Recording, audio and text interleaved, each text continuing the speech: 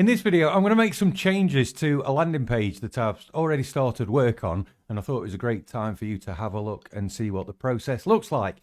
So on the site here, I've got the page that I'm working on, which is this tribe page at the top.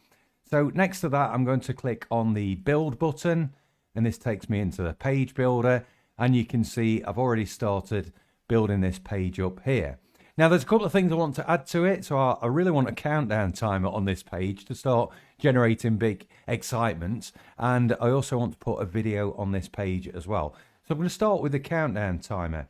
So first of all, down this left-hand side, you've got some tabs along the top here. I'm on the widgets tab, and you can see there's a whole list of widgets that I can use on this page. And the one that I am looking for is the one that's called countdown. So I'm just going to drag that just underneath this headline here. So there it is. I'm going to use this button here to centralize it. And what I need to do is I need to tell this system when that page is going to expire. Because essentially what I want people to do is hit this page, read a bit of information, see a video, see the countdown timer ticking down, and then I'm going to invite them to visit that page again when the date and time has passed, and they're going to see something different. And all this is going to be automated. So first of all, let's tell it what the end time is. So I'm going to make this on Monday morning. And I'm going to make this at 10 o'clock. In fact, I might make it a bit later, actually. I'm going to make it 12 o'clock. So you can see the countdown timer has already started. 23 hours, 33 minutes and 33 seconds to go. Now, the bit where I want this page to send people off to a different place when that date and time has expired is just here in the redirection URL. So I'm going to paste in there the URL that I want people to go to. Okay, and there's some other little bits and pieces here that we could change, but for now, I'm going to leave it at that. Okay, I could change the color of it. I'm just going to leave it at that. You could play with these things all day long. And then I also want to add in my video. So back on widgets, I'm going to find the video and drag that in just above my name. And here you can see there's an option to add a new video. So I could upload a video using this. I've already done that bit. So I'm going to choose the video that I want to use. And it is, let me remind myself, this one here, actually, that I want to use. Click select. And there is the video in that page. So I'm going to hit the save button.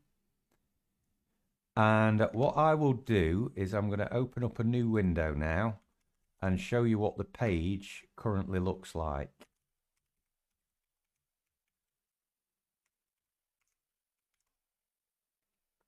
So there we have my logo, my headline. There's the new countdown timer I can put in. That's working lovely.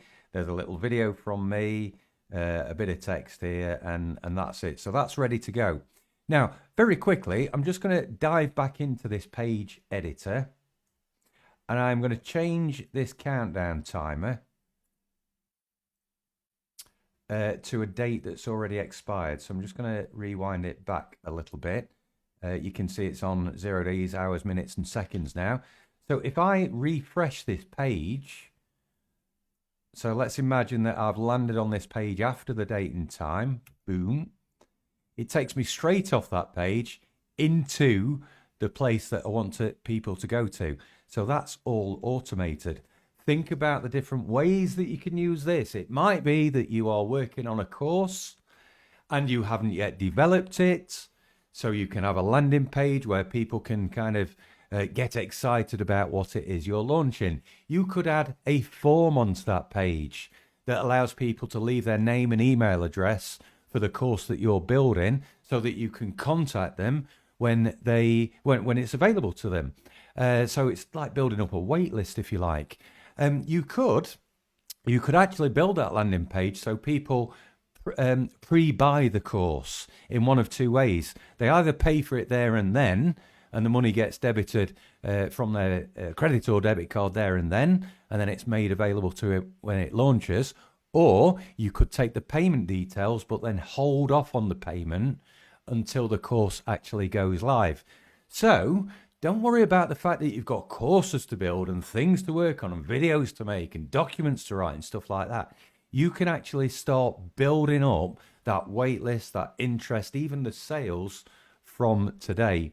So I really wanted to share that with you as I build my landing page, because hopefully you'll find that useful in the future as well.